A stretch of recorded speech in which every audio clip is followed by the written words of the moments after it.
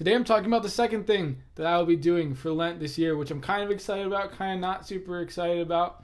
I am vegan and particularly following what is called the Daniel diet or the Daniel fast. So let me talk about what that is and what we can gain from doing this kind of fast. So here's the story. In the book of Daniel in the Bible, King Nebuchadnezzar wants a group of young men to be trained and brought up to be of service to the king. So he gets a group of men. Among them are Daniel, Hananiah, Azariah, and Mishael, the coolest names in the Bible, otherwise known as Shadrach, Meshach, and Abednego, or Rack, Shack, and Benny from the VeggieTales version. The king says while they are trained that they should be fed and given the choice foods and wines that is normally fed to the king. But Daniel, a devout Jew, says that he doesn't want to consume that stuff because it is like ritually unclean for Jews to consume. So he says, don't feed me that. Instead, just give me and the other three guys, give us only vegetables to eat and water to drink. The literal translation of that word vegetables is pulses, or which really means any kind of food that is like seed bearing, grows up from the grounds. That could be, it really is like fruits, vegetables, legumes, nuts, beans, whole grains. But Daniel says, give us these vegetables, these pulses to eat, and only water to drink, and check back in on us, and I promise you that we will be as healthy and as good as any of the other people who are eating the choice foods and wines.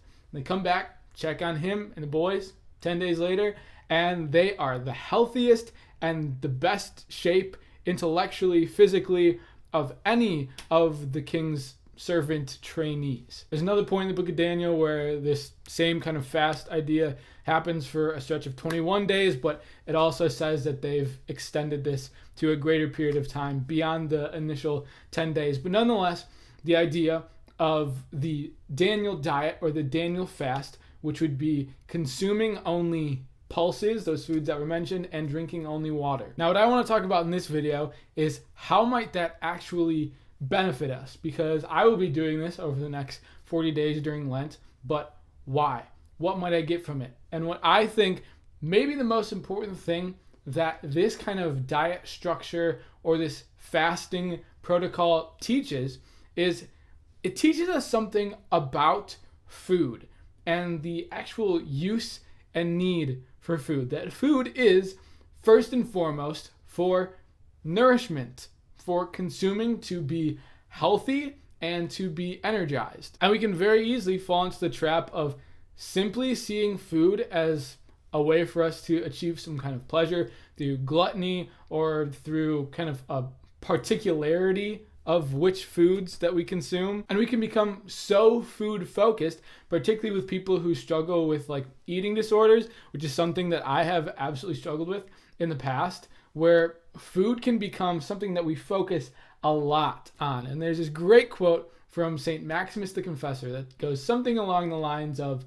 that we should not live to eat, but instead eat to live. Because our life should be more than pleasure through food and drink and an extreme focus on food and drink. And I think that this kind of fast helps us to realign our understanding of food as first and foremost nourishment, but then also the realization that good tasting foods are a gift from God, and there's something that we shouldn't just take for granted on a day-to-day basis. Of course, if I can only eat pulses and drink water every day, then it will create a better appreciation for the tasty and wonderful foods that really are a gift from God. So this Daniel fast is both supposedly like good and healthy for you, but it also creates a challenge in which we can grow into a better understanding of